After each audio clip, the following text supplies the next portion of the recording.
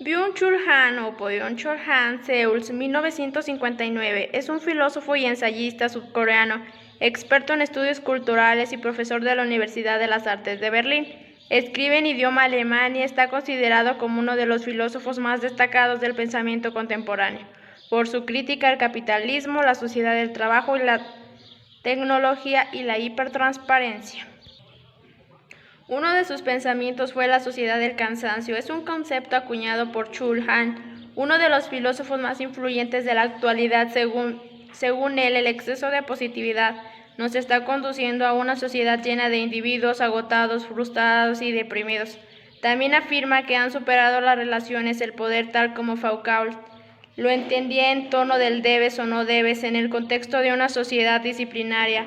Ahora tenemos la lógica del tú puedes. Es más del que tú puedes todo, como el logo de Nike. Hazlo, tú puedes, y si no puedes, eres culpable de esto.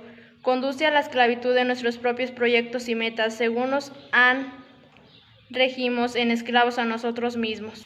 La sociedad de la transparencia. Otra de las grandes obras de esta está vinculada con lo anterior a través de la hiperexposición. En esta ocasión de uno mismo sostiene que el nuevo valor es mostrarte la apariencia, eliminado del espacio de la privacidad en redes. Hoy lo que importa es el parecer de los demás. Pueden ver mi apariencia en un contexto de transparencia que no deja lugar para el no saber.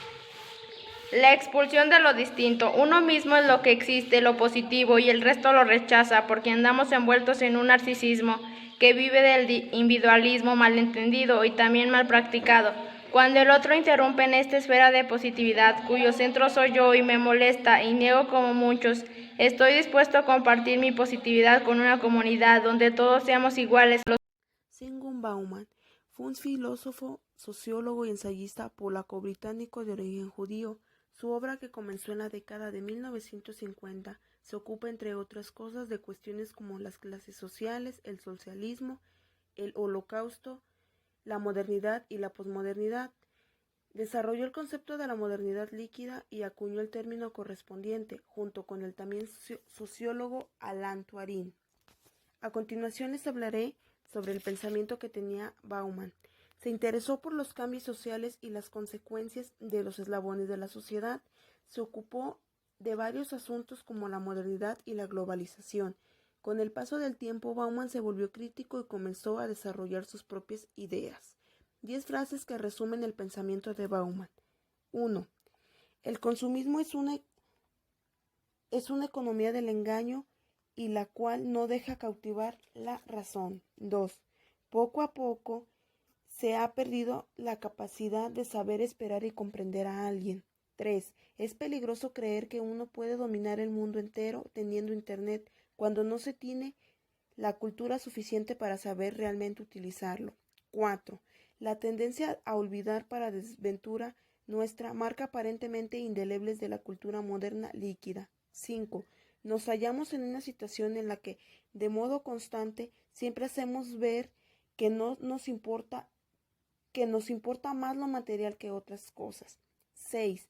Las conexiones humanas suelen ser demasiado superficiales y breves como para llegar a ser un vínculo. Peter Sloterdijk nació en Alemania en 1947. Estudió filosofía germanística e historia en las universidades de München y Hamburg. Sus primeros trabajos académicos denotan su propensión por el estructuralismo y la hermenéutica poética. Se doctoró con una tesis sobre literatura y organización de las experiencias vitales.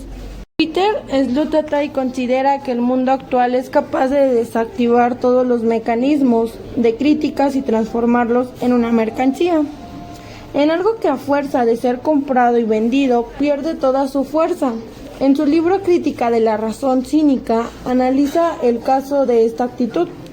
En la antigüedad el cinismo era un mecanismo que permitía la burla y funcionaba como una crítica de los desposeídos a los poderosos. Sin embargo, en la sociedad posmoderna en la que hoy vivimos, el cinismo se ha convertido en una mercancía. ¿Qué significa esto? Piensa que en las tribus urbanas que parecían cínicas y capaces de desafiar al sistema, ¿cómo ocurrirían los punk? No lograron su cometido. La sociedad los absorbió y convirtió a sus prácticas en mercancías que pueden adquirirse sin problemas. Ellos perdieron su fuerza en el momento en que su cinismo fue derrotado y transformado en una nueva mercancía al alcance de quienes querían asumir una pose que no llegara muy lejos y que ya solo asusta a los más conservadores. ¿A qué nos referimos cuando usamos la palabra cinismo? Nosotros, los buscadores de la sabiduría, sabemos que las dos grandes guerras ocurridas del siglo pasado modificaron el ámbito ideológico y filosófico occidental, de tal suerte que la máxima saber es poder se ha convertido en un instrumento racional